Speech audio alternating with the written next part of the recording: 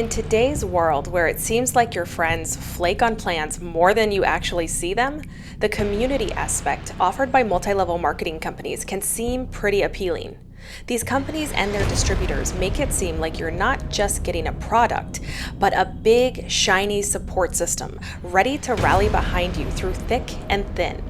And with how simple it is to manipulate reality on social media these days, these communities easily pull in unsuspecting men and women. I consider my girlfriends to be an essential part of my life, and it's heartbreaking when those relationships begin to suffer under the strain of an MLM.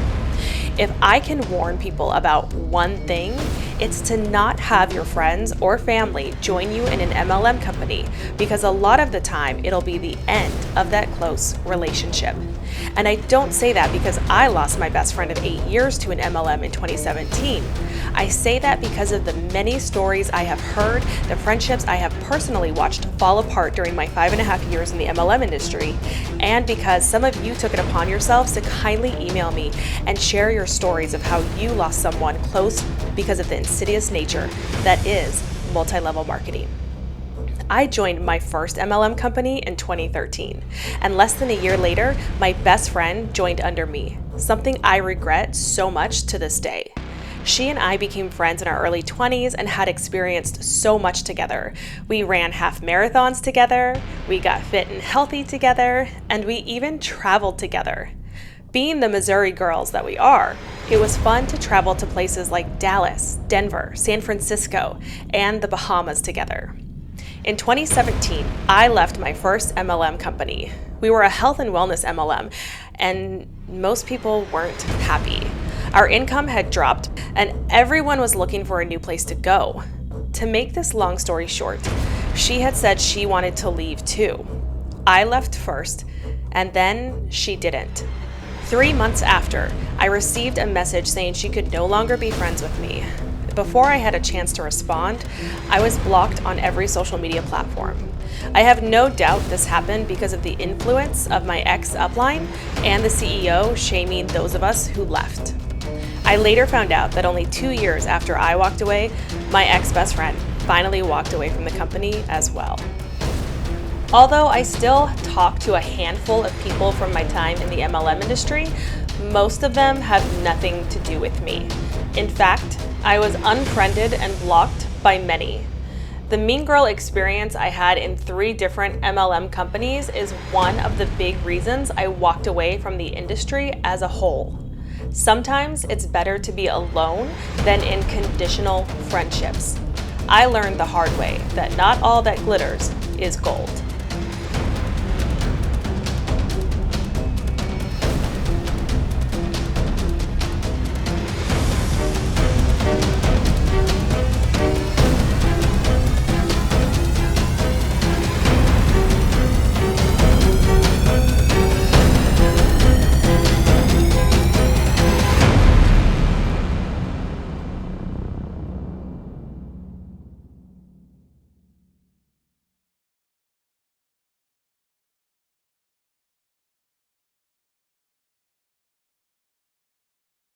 Hello and welcome back to my channel. Today's topic is a little bit of a difficult one for me personally, because it's about how MLMs are the friendship ruiner nobody saw coming. At least I know I didn't. When I first started in the MLM industry in 2013, I was so excited to just share the opportunity with everybody and a product that I really loved. And lo and behold, I had no clue that only 3.5 years later, my best friend of 8 years who had signed up under me would be blocking me on every single social media platform.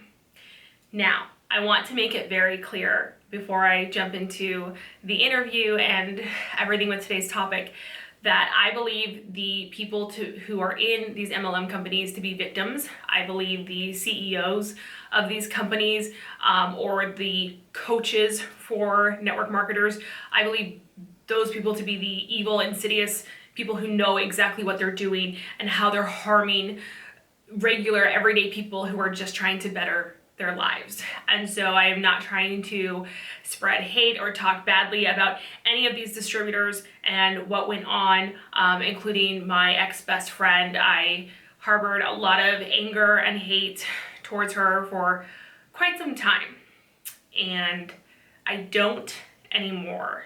It's hard, but I recognize that now I recognize that these are commercial cults, and what they do to people is a lot of thought programming, toxic positivity, undue influence, and love bombing to make you think that they care about you, to make you think that they have your best interest at heart. And it is quite the opposite. So before I jump into today's interview with Miss Amanda, who is fabulous, and she is also another anti-MLM YouTuber, I will link her channel below. Please check her out. She's incredible. She's such a sweetheart. We were in the same company together, but I didn't know she was in the company. She didn't know I was in the company. We didn't meet until we were a part of the anti-MLM community. So what do you know? You can make friends, and it doesn't have to take an MLM to make friends. And it's funny because I always say people join MLMs and they stay for like 3 reasons. Because they love the product and they want the discount. For financial reasons, they're chasing that dream, or for the community, or it's all 3, right? And the community was something that I fell hard for. I was so excited to have all these new friends. I'm an outgoing person. You know, I love everybody. I never meet a stranger. And I just wasn't skeptical by nature. Now I am. But I was so excited to make all these new friends. I had no idea that it would end so terribly. But it's not just me whom this has happened to. This has happened to so many people who have also left the MLM world, or who have friends who are in the MLM world. And before we jump into the interview today, I would like to read you 3 stories from people who emailed me and told me what happened in their lives. This first story, I will keep her name anonymous because she did not tell me in the email that I could or could not use her name, so I just want to protect that. The subject line said, "An MLM brainwashed my best friend. Hey girl, I watch your videos and love your interviews. Your perspective is unique to hear because you are in the position that so many strive to reach in these schemes. But anyway, let's get down to a story. I met my best friend in 7th grade. We connected right away and spent every day and most weekends together throughout school. We're from a small town," me too, "so it is normal to go to elementary, middle, and high school with the same folks." Yep. Eventually, I went off to college and she stayed in our small hometown. We've always stayed connected, though not as close as we were in school. She's like a sister to me. I was a part of her wedding. Even when I couldn't make baby showers, I would send gifts, and we always reconnect when I'm in town, like no time has passed at all. Those are the best friendships, the ones where it's like, you can get on the phone after not talking for so long, and it's like you just pick up right where you left off. That's the type of friendship I had with the person I lost from an MLM. And so it's so hard because those are really the best friendships. In the meantime, I've gone on to move to a bigger city and found a really good job with amazing benefits and great pay. Good for you, girl. In my spare time, I play with makeup and post a lot of pics on my social media. I started seeing her post certain pictures and videos of large gatherings like once a month, almost like a pep rally. Then after the pep rallies, she'd be posting videos of her applying different makeup products. And then it dawned on me that she was a part of an MLM. The anti-MLM community is good at describing the red flags to look out for, and I finally saw them in real life. I'm only laughing because the pep rally thing. The MLMs love to have conventions because it's really hard when you've been in an MLM for a long time. You realize that it's nowhere near as easy as they said it was. You're frustrated, you're exhausted, you're working yourself to the bone for a measly sale or trying to recruit someone. And so they have to have all these conventions, like at least once a quarter is what they usually try to do to get you motivated. So like her calling it a pep rally, she doesn't know because she hasn't been in the MLM world, but that's a great term for it, a pep rally, because that's literally all it is. It's just to get you motivated to keep going. Anyways, she'd always compliment my pictures and my makeup looks, and eventually she sent me the infamous "Hey girl" message on Facebook, which was weird seeing as how she has my number and we text fairly often. She asked if she could send me some products to test out and tell her my opinion on them. This is a big thing a lot of them do. It's like, you want to be a tester for me and for my product? Initially, I told her sure, but then I backpedaled and asked if the makeup was connected to an MLM. We have had multiple conversations on my distaste for them in the past. She confessed that they were, but clarified that she didn't want me to buy anything, just free product for a review. I declined. She replied with, "Okay, but I'm hurt that you wouldn't want to help me invest in my future." I was pissed. And that's how it is too. Like in MLMs, if somebody doesn't support you and like buy your product or constantly cheer you on in your new endeavor, then they are against you. And MLMs encourage black and white thinking, and it's ugly because that's one way how so many relationships are ruined. I told her that investing in her future has nothing to do with it, that I genuinely would support anything that she came up with herself, but that I was morally against anything in connection to an MLM. She proceeded to explain how her MLM was different because they placed God at the center. Insert eye roll here. Ugh. We got into a 2-hour back and forth on what a pyramid scheme was. She, of course, used all businesses work in a pyramid with the CEO on top BS, as they all say, but I reiterated that I would not be supporting an MLM. She continued defending her business, emphasizing that she's going to be a millionaire and reach financial freedom before she's 30. She asked me, "Would you want to be financially free?" Which the answer is yes, but authentically and not on the backs of others. The message threads from here were long, and as I reflect on it, I genuinely believe it was word for word regurgitated nonsense taught to her at those pep rallies. I honestly think her MLM is somewhat worse because they do involve religion in their selling model. They have Bible studies on their MLM weekend getaways, and to me, that's even more manipulative than usual, and even more in line with the commercial cult line that you've been using lately. We are still friends, though we don't speak nearly as much as we once did. I think our relationship has somewhat permanently changed now. I still try to make myself available for friendship and to support her just in case one day she does come to her senses. That's a hard one, and I can't stand, I'm not religious by any means. I left the church a very long time ago. I'm happy to be out of all that. I have respect for anybody who isn't in the church, whatever, that's fine, it's your freedom. Just like it's my freedom not to go to church. But I do think it's even more insidious when MLMs bring religion into it, because it's basically combining business and religion, and those two things should not mix whatsoever, because it is a manipulative tactic. And people know that when you have strong emotions tied to something, even if it's a horrible thing that's hurting you in some way, mentally, emotionally, physically, if you are emotionally tied to that thing, you're going to stay longer in it, like an abusive relationship. Or if you think that it's what God has called you to do, it's what God wants for you. Sorry, there's a fly. If you think it's what God has called you to do, if you think it's what God wants you to do, it's going to be really, really hard for you to walk away from something. And a lot of these MLM companies know that. Story 2, short story on friendship loss. My old best friend throughout high school, who was also my roommate after her divorce and my breakup, started selling coffee through an MLM, and she claimed it cured her weight struggle, anxiety, and even other issues that just aren't fixed by coffee, like fibromyalgia, and had made a post about women supporting women and implying that her real friends support her business. It was sad to watch. We had some other issues that aided in the demise of our friendship, but that factored into how we became unable to repair things and how she became bitter towards our whole friend group. We are 32-year-old ladies here. It's just sad. Just because we did not support her business, she actually believed she was CEO of her own company, never meant that we didn't support her. It just meant we didn't agree with the way she was advertising and pushing her sales.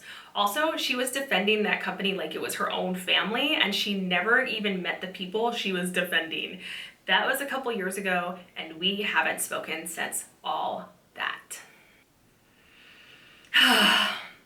There it is again, that black and white thinking that if you aren't helping me in every way succeed in this business, then you're against me. And like she said, like they were friends for a long time, and it was their whole friend group. Like they had been roommates together, and now like she pushed her entire friend group away. And here's why I think a lot of these relationships don't repair after, say, that person does leave the MLM, because MLMs do have high attrition rates. I don't think that they repair to the way they once were because of all the shame and all the guilt that somebody feels when they leave an MLM. On top of feeling embarrassed maybe by all the money and time that they invested for it to get nowhere, especially after you have promoted it so hard. Like I know that's one reason it was so hard for me to make this channel, was because I didn't want to be seen as a hypocrite. I didn't want, I don't know, there's just so many reasons.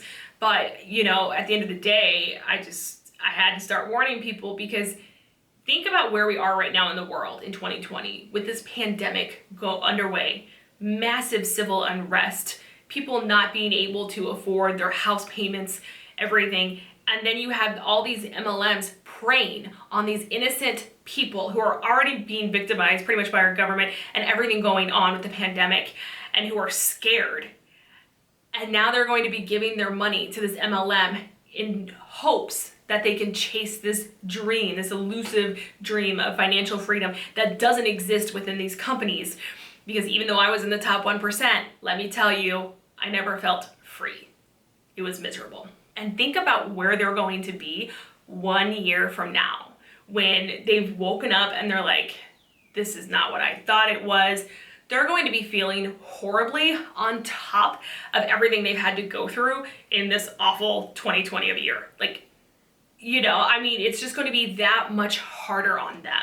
So it is important that we speak out in the anti-MLM community. We show compassion and love, and we spread education. Okay, this last story comes from a man who emailed me, and I'm really happy he's letting me share this. He's even letting me use his name, which is surprising, because I can't tell you how many emails I have received from husbands who were a part of an MLM company, or their wife was, and they emailed me and they were just like, our relationship is on the verge of divorce. Or there was one guy, he walked away from the MLM. He and his wife built together like their own little business in it, and because he woke up, she didn't, and she divorced him for it. They had 2 kids. I receive emails like that all the time from men, but when I ask if I can share their stories, they usually don't want me to, because they don't want their wife to see the story, or it's a little too soon. And I totally understand that. I respect that, but it breaks my heart. Like, these are so taxing on relationships. And when that's with your spouse, that's so much harder. It's so much worse, especially when you have children involved. So this guy, he messaged me about his experience with his girlfriend. He said, I am a fan of your YouTube channel, and I appreciate you taking the time to share your MLM experiences. I'll keep my story brief. A couple months ago, my then girlfriend, who was a budding Arbonne IC, I think that means like a certain rank in Arbonne, I'm not sure what rank that is, who was a budding Arbonne IC, broke up with me. While Arbonne was not mentioned as the reason for the breakup, our last big fight had to do with Arbonne being directly warned by the FTC back in April. Given Arbonne's reputation for encouraging their distributors to cut off contact with unsupportive friends and family, I imagine that my dislike of Arbonne had something to do with the breakup. I acknowledge that we had other issues unrelated to Arbonne. As a note, she already had a great 9-to-5 job and was doing Arbonne on the side to eventually replace that job. When I asked her if she was concerned about the warning, her response was, it is only a few bad consultants. Not everybody does that shady stuff. Now she also had to remove videos on her Facebook. So it obviously wasn't just the bad consultants, unless she was admitting to be one of the bad ones. So I guess when the FTC sent out these warning letters in the beginning of the pandemic to all these different MLMs, stating like, you can't say this, you can't do this, you can't claim that your product does all these things. The distributors were warned, and so obviously she had to remove some videos because maybe she made false claims about something. So I continued to voice my concern about how she seemed to blindly repeat whatever her upline told her to say in her videos, and that the payment structure was intentionally misleading. Stupidly, I said all of this to her right before she had an Arbonne call. That obviously upset her, and rightfully so. It was horrible timing and delivery on my part. She got mad that I didn't support her and that I was only criticizing her choices, not helping her come up with better ideas to make money. I will concede that point. I was too hard on her over her participation in Arbonne. My confrontational response to her participation turned her away from talking with me anymore. If anyone can learn anything from my experience, it is to treat your loved ones who join MLMs with extreme compassion and grace when you confront them. Try and work through the compensation plan with them instead of hitting them over the head with how confusing the plans are. Offer other ways to make money. Help them budget their MLM expenses and sales to give an idea of their true profits. Even send them some videos from anti-MLM channels and of those who have had real MLM experiences and left. If you try and pull something out of an MLM using facts and logic, you will only push them away because they're going to throw their own facts and logic back at you. However you choose to confront them, remember you're addressing someone you care about, not some abstract internet MLM hun. Be kind and understanding. No one wants to hear that they are being manipulated. How would you want a family member or partner to tell you that you're being manipulated by something supposed to benefit you? Hopefully my story can help someone else avoid my mistakes when confronting a loved one joining an MLM. Thank you for taking the time to hear and share our stories. Best wishes in all of your pursuits, Wyatt. Thank you for sharing, Wyatt. I truly appreciate it. What he said is 100% accurate, and that when you share with somebody who's in an MLM, like, hey, this is fake, this is a scam. You can't really say those things because they're not going to hear it. When people would do that to me, when I was involved in an MLM, I was just like, whatever, like, hater, right? Like, that's what we're taught to say, is that they're the haters, they don't understand it, they have that employee mindset, which is horrible. Like, it's horrible how MLMs just completely belittle and demean people who have regular jobs with guaranteed pay, jobs that don't scam them. But that's what we're taught in an MLM. And he is right in the sense that, you know, don't come at somebody who is engrossed in an MLM with literal numbers and logic. That sounds so bad to say, but the MLM has already trained that person for, like, with every reason to, every comeback for any type of objection, even if it's facts and logic. And facts and logic, I guess, can kind of sound cold to that person, so it is better to be like, hey, have you seen this video here? Or here's the income disclosure. I didn't know if you had seen this. I just wanted to go over this with you because I care about you. But I get it also from his point, because when you are in an MLM, like, it drives your spouse or your partner absolutely crazy, because your entire focus, if you're actually working it how they want you to, your entire focus is on the MLM and everything that you should be doing to recruit people to your team, because that's really the only way you make money long term, or to get a sale, to get somebody onto the product so that they can fall in love with it and then one day join your team, because that's always the end goal. So, like, I just remember I could never feel like I could relax. If I was relaxing, I just felt like guilty that there was something I should be doing to boost my business ahead. And when you're in a relationship with somebody, they can sense that. They can sense that you'd rather be somewhere else than with them. They can sense that, you know, that anxiety within you to go work your business and focus on these goals that they have shoved down your throat. So I don't know about him, but, like, I'm just saying it's understandable when a spouse or a partner completely just blows their lid because they're so fed up with the MLM. So it's hard, and it sucks that his relationship ended, and that was like one of the final straws. But these are so damaging to so many relationships all around. If you guys liked hearing those stories, let me know. I can share more in the future, as people have emailed me their stories, and I thank you for that, because it lets everybody know they're not crazy or they're not alone, that it wasn't just them, that these do hurt relationships. So I hope that you like this interview today with Amanda. She's going to share her story, and it's a wild ride. And she lost her best friend, and her best friend was in a completely different MLM. And I'm going to share my story, and this is part one. Let's get into it. I just that my fiance decides to do yard work right outside the window that I'm recording at. So that's why I was like on trying to talk to him when you came on. I was like, I'm going to be doing the call now to try to not directly tell him to like not do the yard work. You're much nicer than me, because I called my husband who was out in the yard and I was like, if you need to go to the bathroom or come inside, do it now, because you can't come in for a while. So I'm super excited to do this interview with you, because I was just like, I just want to like chat with her. I like came out of nowhere and approached you, and I was like, I don't even know what I'm going to ask. We're just going to be like two ex-Beachbody coaches spilling the tea. Yeah, no, I love it. I love that you reached out to me. This is actually the first time I've like talked video with another anti-MLMer, another, ex-Beachbody coach. I love it. You and I did not know each other in Beachbody. So tell our listeners a little bit about like when you started, your background with that, when you started, how you got involved with it, like what was the time frame?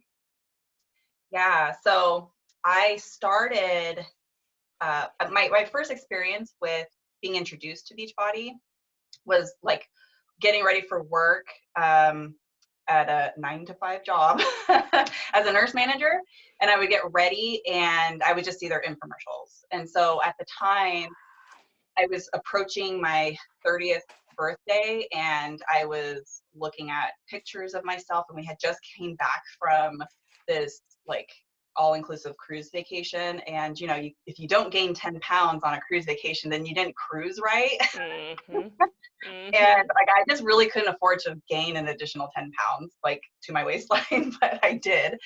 And so I was just like, what can I do? What can I do? And so I was just, I kept seeing like focus T25. And I'm like, if you have 25 minutes, I'm like, I have 25 minutes.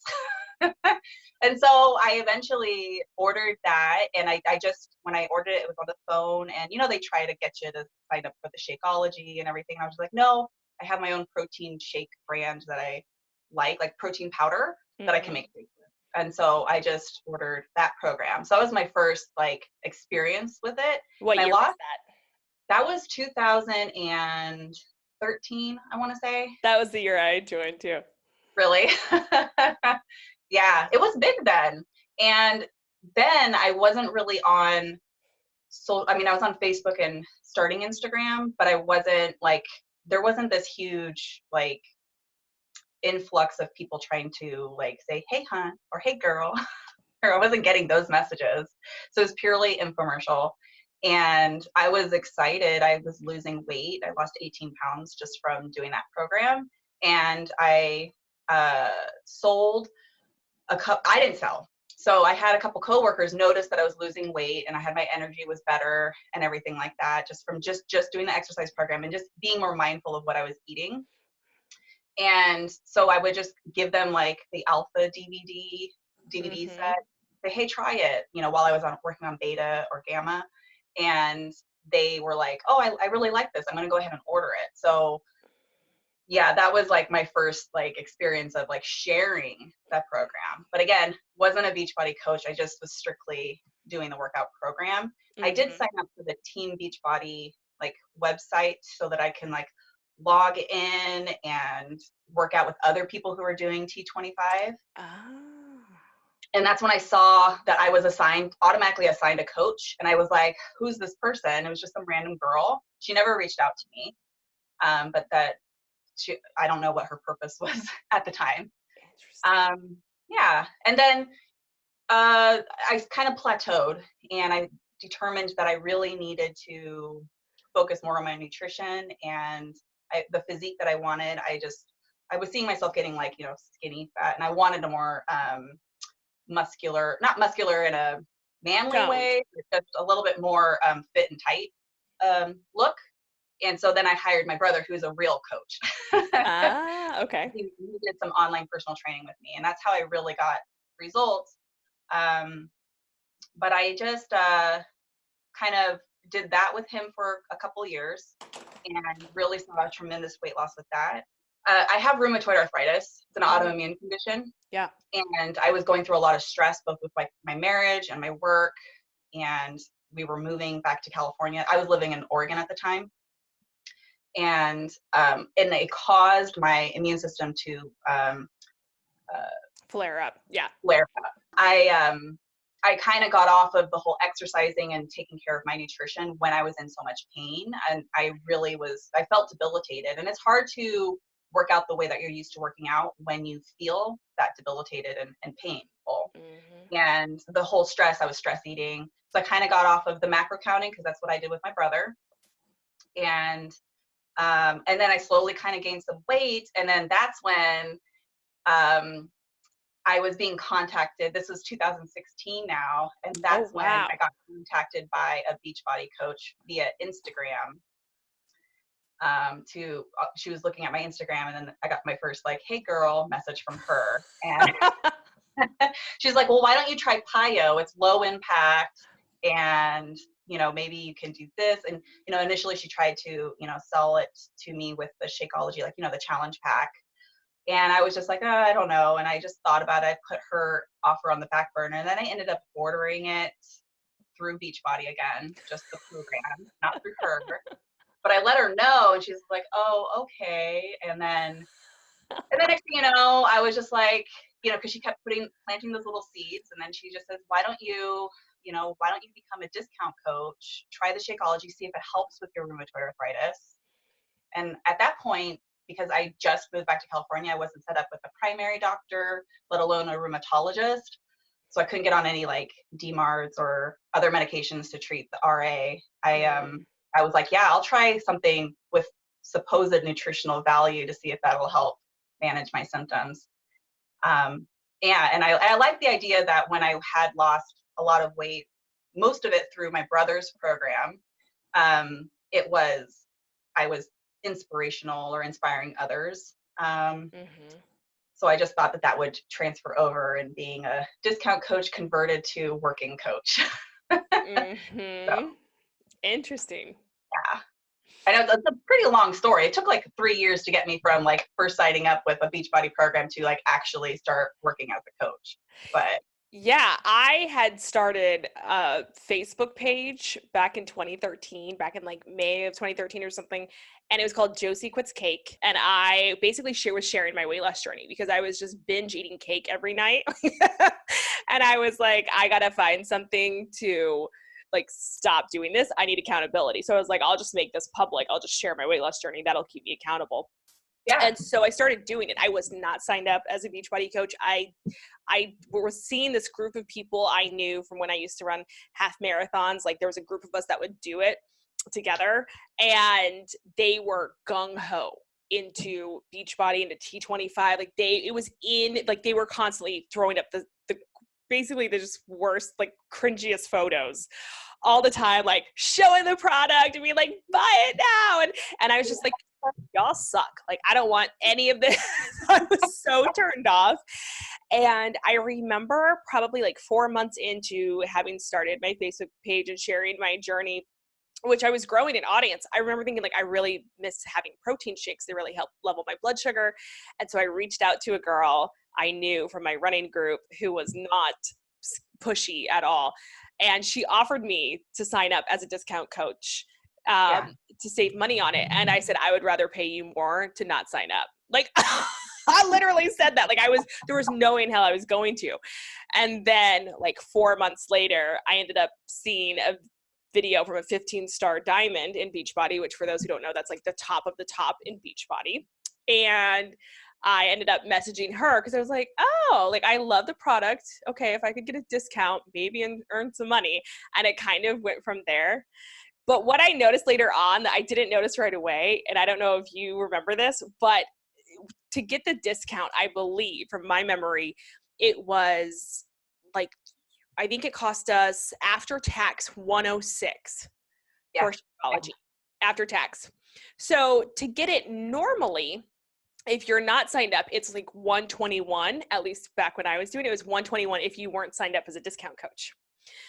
But then discount coaches have the fee, the business fee of $15.95 a month.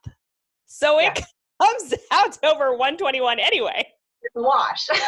Completely. There's no discount whatsoever. I mean, it was just absolutely ridiculous. Yeah, and I actually just posted a video because I was reacting to a girl who was trying to make the discount coach now be affiliate coach. If you haven't seen it, I mean, I was like, really? We're going to be going there? It's not the same thing, so I like debunked it. But yeah, I kind of broke down that math. For me, I believe, I don't think it was 121. I think it was 130. But yeah, it was like nominal savings, like if you want to even call it savings. I Yeah. was like, it's not worth it when you actually do the math. Well, and I think after tax, it came around to 130 if you weren't signed up as the discount coach. Oh yeah.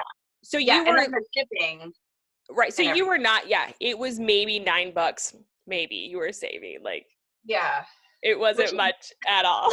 And I didn't realize that till later, but I was like, oh crap, what the heck? I had sold a couple challenge packs in like December, January, and I made Emerald. I believe it was January. Could have been February. I'd have to go back and see. It's all a blur. I know. And yeah, and it was like 2 challenge packs to 2 previous coworkers that I actually worked with when I worked up in Portland, who had originally purchased the Focus T25 program from me. So it was just me kind of cold messaging them. I mean, I was still friends with them on Right. social media, Facebook, and Instagram, from when we worked together, but it was me going back and saying like, hey, remember when we did T25 together? Like, how about you know, how about joining me for 21-day fix and that sort of thing. And one of them was trying to get in wedding dress ready for her wedding, so she was on board, and the other one wanted weight loss and everything. So I hit Emerald, and then I was having ongoing issues with my marriage at the time, and so that just wasn't being helped any by being so like involved in MLM and trying to constantly message people, the constant follow up. Weren't the challenge groups? Oh, sorry, go ahead. Yeah, the challenge groups. They were so stressful. Yeah, yeah. And I was sitting here trying to, that's why I have like my becoming a Beachbody coach lesson. I was trying to like do these lessons that she's wanting me to try to accomplish every day, or at least multiple lessons a week. To do the push, to try to get me to get Success Club type of thing. And then on top of that, run these challenge groups with her, and then run my own challenge group with her in the background, just kind of like overseeing how it's going. Right. And then just also just constantly reaching out to people, my list of top 50, and constantly updating that list. By the time people would reach back to me sometimes when they're done with their day and they finally get to responding to my message, it would be like 9 o'clock or 10 o'clock at night. And then, I'm just like, I need to respond, I need to acknowledge their message. Yeah. So like, it was just like, there was no boundaries, I felt. So being constantly on, like working the business, didn't help the marriage any. But it was like late January, February, when I'm succeeding in the business, that things really took a turn for the worse with like my marriage, underlying reasons not related to Beachbody. And that's when I just stopped prioritizing it, because I was just like, I need to prioritize myself right now. Mm-hmm. And working this business is is not my priority right now, because I had other priorities. Right. And so, my coach saw that I stopped being so, I guess, so active, and I wasn't like recruiting more people, and I wasn't interacting with the messenger group for her team as much. And so she would just be like, hey, checking in on you, hey, how's it going, just wondering how and I was being honest with her. I'm like, hey, this is what's going on right now. And so again, she seemed really understanding. She's like, you just take all the time you need, but still Yeah. every day, how's it going? Oh God. And for those who don't know, Success Club is a certain number of points, and you get points when you sell a challenge pack.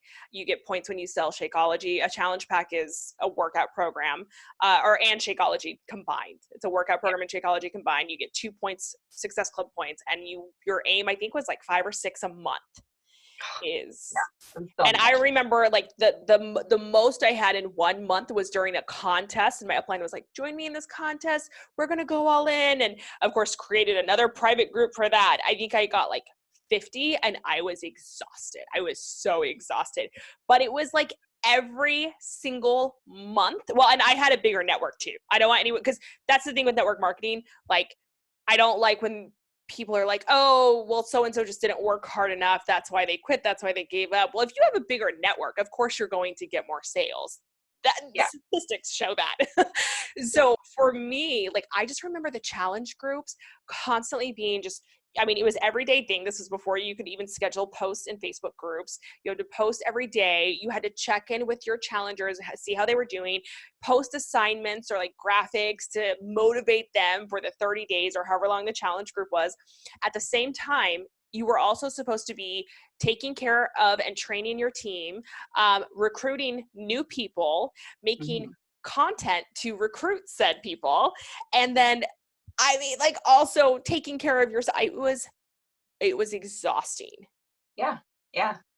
And I don't even know how you did it with, I mean, yeah, having a bigger following means that you can reach more people and get more people to sign up, but that's a lot of people that you'd have to talk to. Like, I definitely didn't have any sort of like following per se. I mean, there was people that were, following me on Instagram, but they're just people with like-minded. And a lot of them are, rheumatoid arthritis warriors, RA warriors, or, but it's like, I didn't have that kind of following. So of course the people that I reached were small. But former still, former even coworkers, former classmates. I was that girl. but still, you had to reach out to them as well, which was just another task on top of another task. I felt it was never ending. And I felt, and correct me if I'm wrong, but I feel like in MLMs, and tell me if you've done like more than one, because I ended up working a total of 3. But I feel like education and a 9 to 5 job was always shunned and shamed and just thought of like as no good. I would always hear people say like, oh, I have my master's or my bachelor's in such and such, and look, I'm not using it. It was BS. College is a waste. College costs too much, which I do think college costs too much in our country compared to other developed countries, but that's a whole other video. But I just feel like once I got out, I was able to see this mindset that it was like, oh my gosh, this cult-like behavior of demeaning all these outside things that could take you away from building your MLM. Yeah, yeah. So I was just involved with Beachbody. I had a friend in the early 2000s that got involved with Mary Kay, and I could see what it did. It literally ended our friendship. I There was a remember your video on that. Give us a little detail about like how it ended, what happened. Yeah, so she got really involved with Mary Kay. We were all living in different, like, there was a group of the 3 of us, best friends, since high school. Well, 2 of them, my best friend and this girl, their families grew up together. They're both Cambodian, so they grew up together with their families, and so they knew each other longer. But so there was the 3 of us. We all lived in different parts of. They lived in different parts of California, because my best friend was going to school down in San Diego, and I was going to school down in Arizona. And we were all getting together for our best friend's baby shower. And our friend was so involved with Mary Kay, and her and I were supposed to throw this baby shower together for our best friend. And she was like, can I do, since we're going to have so many girls there, supporting our best friend, I want to do a Mary Kay presentation and do like a whole facials thing and present. And I So was this is like, the non-pregnant friend. this is the non-pregnant friend, the Mary Kay consultant. Yeah, our pregnant friend was just going to school down in San Diego for her bachelor's degree in business. And yeah, so I reached out to the mother to be like, this is what our friend wants to do, and I don't feel good about it because it's supposed to be about you, but since it is about you, you can call the shots if you're okay with it. And she was like, yeah, no, that's weird. I wouldn't want my guests to have like this weird intermission Yeah. and be like kind of feeling like they have to order something from her. So I told our Mary Kay friend, like, so like, let's not do that. I know you want to, kill two birds with one stone, but why don't you bring your products and just, you can have a setup, but like not do a presentation. And I was trying to support her. Like I knew what it was about, but I was like, I would be happy to like order a foundation, and I would like to actually try the product, like see what it's all about, and I can order from you, but like you can bring it and have your display, but like let's not do a presentation. And she was just like, I'm out. She went off on not only myself but the mom to be, for like, and just hashing out all of these things, all of these grudges that she had over the years, like little tiny grudges, but apparently enough to like snowball into this big emotional outburst. And this was like, early, like, or late 2000s, but like pre 2000, like 11, it was like probably 2008 or 2009. I don't remember, but I mean, this was all through like email. Oh. And I mean, it was pretty nasty. And so it was just like, well, okay, you don't want to be my friend anymore.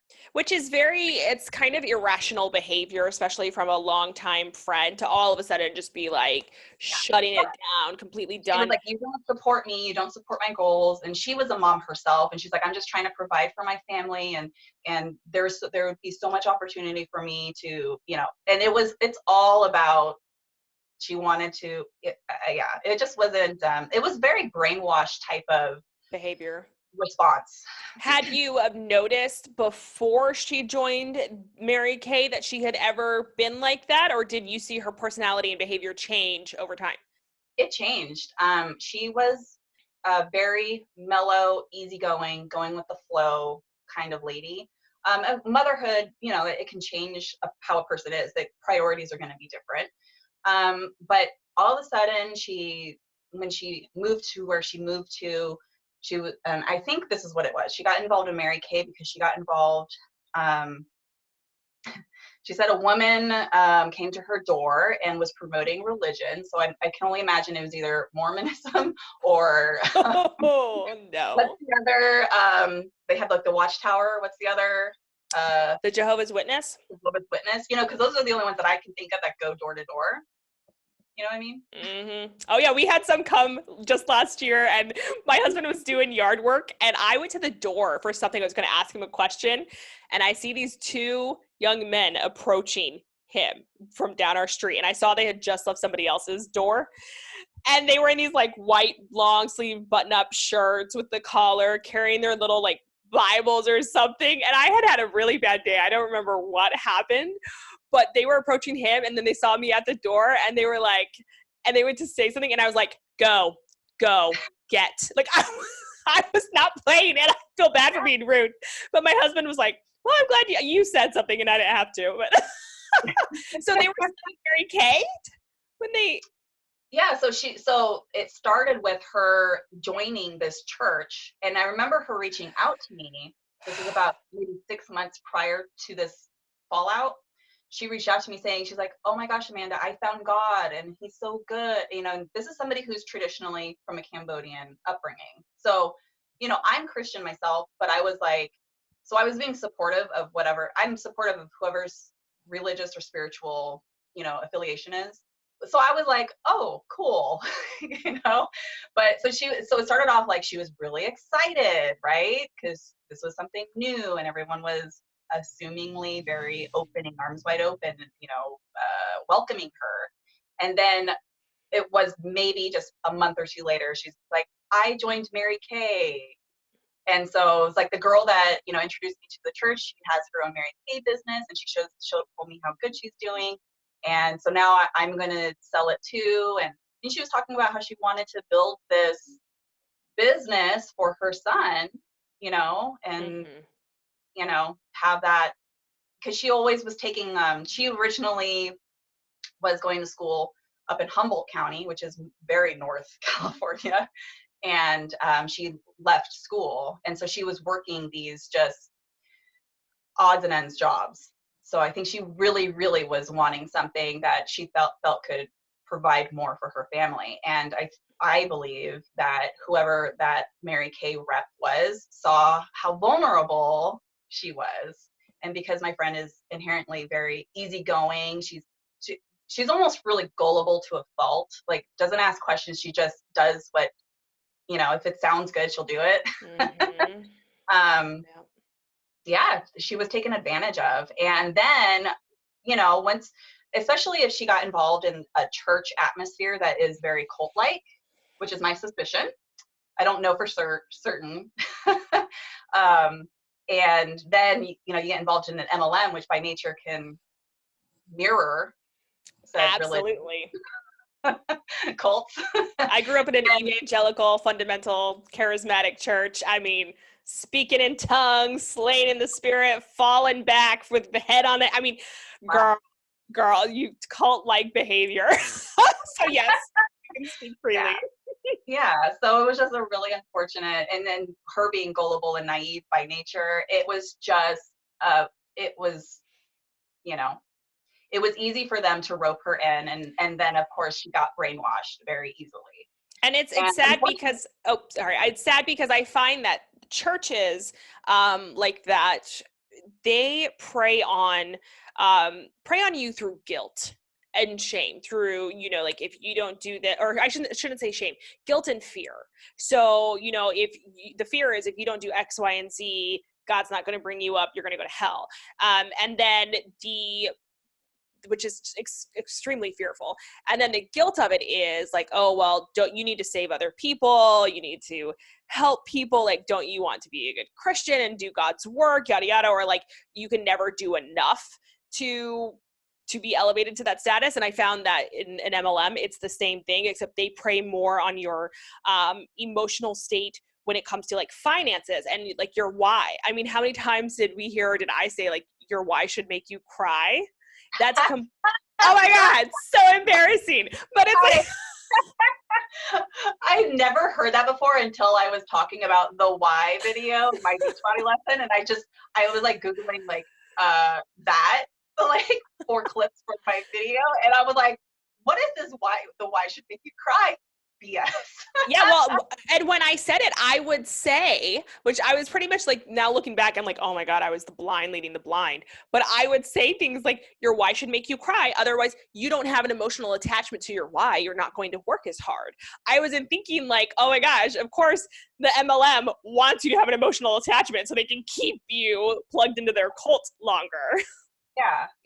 If you are like, the more invested that you get into the MLM, and like with both time, money, and like belief in their system, the harder it is for you to leave. And it is like that with a lot of cults. So Absolutely. my own personal, just so that your watchers know, my own personal like Christianity, it's a different, seems to be like a little bit different from even like your evangelical. um, I don't personally believe in the whole like guilt thing. Like, if you do this, then you're not going to go to heaven. I think that that's very Catholic type of. My mom was raised that way, and I'm just like, Mom, like, you shouldn't be like living your life like in fear. Like, we got to live our lives, Yeah. you know. And Yeah. Oh, obviously, and where I was going with that was because I was going somewhere with that, and like that in the Midwest where I live in Missouri now, and and I was raised in Missouri, and then I moved to California, came back. It's very prevalent still here in the Midwest. I mean, it's rampant, and so I had left the church after I went through a divorce like, over a decade ago, and so I missed that community connection, yeah, and the MLM was just like, come join us. right. Oh, because they always want new people. There's no discrimination. Right. Absolutely. So yeah, no, I don't think every church is like that or anything like that. But I also lost my best friend through an MLM. And it was the same thing that you said, where it was just cut and dry. I mean, one day I just got a message on Facebook, and it was because I had been speaking out against Beachbody and my thoughts on it. I mean, the whole reason I left was because I completely disagreed with the way that they were just canceling people out of nowhere, just cutting off their livelihoods because they were looking into joining another MLM also and having two streams of income. Wow. Yeah. And so it was, I just was like, this is horrible. What the heck? Because when I joined, the policies and procedures, which every MLM has, the policies and procedures said that you could join more than one MLM. Well, what happened is in 2016, we had less sales from people were buying less and less of the workout programs because streaming was really taking hold of the industry. So you had Hulu, you have Netflix, YouTube, and then like Beachbody On Demand. They sell their own Beachbody On Demand through beachbody.com, so Team Beachbody's also competing against them. And our sales plummeted. I mean, my income personally dropped by like 60%, and it was my full-time gig. And I remember people started looking into other MLMs, and they were still keeping Beachbody. They were still coaching people, working with challenge groups in their team. And people started making a fuss. Some of the really high up girls and men started making a fuss about people in their downline going into other MLMs and poaching or like recruiting. And they literally changed the policies and procedures overnight. And so instantly, anybody who was known to be in another MLM, they canceled their coach membership. And these people lost all their incomes. Like, it was shocking what I was seeing. And people were out for blood. They were constantly turning people into compliance left and right. It was scary. And so when I left, like, I spoke out against that. And I was also in a new company. But my best friend of 8 years who had signed up under me just messaged me this message saying she could no longer be friends with me. And before I had time to reply, because I'm the type of person, I just like shut down when I get like sad or mad, or I just like close down, and I'm like, I need time to process.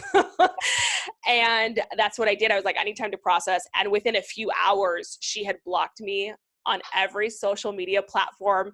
We've never spoken again. And only 2 years later, I found out that she had left Beachbody.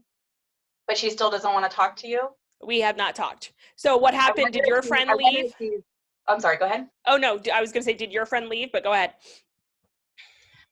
I don't know if my friend left, but I'm assuming she did, just because we would hear about her. Again, my best friend and the Mary Kay friend, their families grew up together or know each other, and I never heard about Mary Kay, through the stories again. And she moved a couple times and everything, so she moved to a different city. I would assume she was out of that church. But I was going to add that maybe your friend has yet to reach back out to you because of the shame she feels, the guilt, even of, being so extreme with you. And there's a lot of guilt that I feel for having recruited her onto my team. Because I just look back and I'm like, MLMs completely change people's behaviors if you get in deep enough. And I mean, so your friend never reached back out to you either? She actually did. She found me on Facebook through, I know you would all, she found my profile through mutual friends, I'm sure. And I was actually in a statistics class at the local JC getting my bachelor's in nursing. And I just like looked down at my phone and I'm just like I think my face just went white. And then it got red with like, what does she want? Because it was just like, I hadn't heard from her. Right. And it was a very just, it was an apology, but it was, it just felt non-genuine. It felt like she was really actually wanting me to share that with my best friend, which would be her friend, who the mom to be back when the whole fallout happened, because it wasn't so much about me as it was just a weird apology, but she did apologize. And so I can respect her for at least, many years later, like a decade later, reaching out to apologize. Wow. Yeah. But it definitely was pretty impersonal. And nothing that I would say like, yeah, let's go get some coffee. And that's what sucks, because it's like, even if somebody does come back after something like that, the relationship is forever changed. Yeah. And it most likely would not have happened had an MLM never been involved. Yeah. And the hard thing was watching, my best friend, the mom to be at the time, and her having their fight. because what she had said, that Mary Kay friend had said to the mom to be, it was so cruel. So, and the accusations that she was making, it was so cruel. And so that's why I think she was trying to use me to reach out to her, because my best friend, the mom to be at the time, absolutely wants nothing to do with her ever again, because she was that mean to her. And it was so out of character for this Mary Kay friend to act that way and say the things that she said, which is why we were just shocked. We didn't know that she had it in her. So that's why it's like, it had to have been the company and the church that she was belonging to just brainwashing her, because there's no way, just knowing her for all of those years, a decade prior, of friendship, and for her to act that way. So it does change people sometimes. Yeah, I totally believe that was the MLM talking. You know what I mean? She might have had those, I don't know what the accusations were or anything, but it might have been something where it was like, yeah, this sucks, but I can move on from it and we can still be friends. And then she joins this MLM, and which encourages black and white thinking. Every MLM encourages black and white thinking. If they're not for you, if they're not supporting you, if they're not buying your products or cheering you on, then they are completely against you and you don't need them in your lives. So with that, I could see how that would start manipulating and just in her head running through all those things. And then with your emails, you probably snapped. Stay tuned for part 2.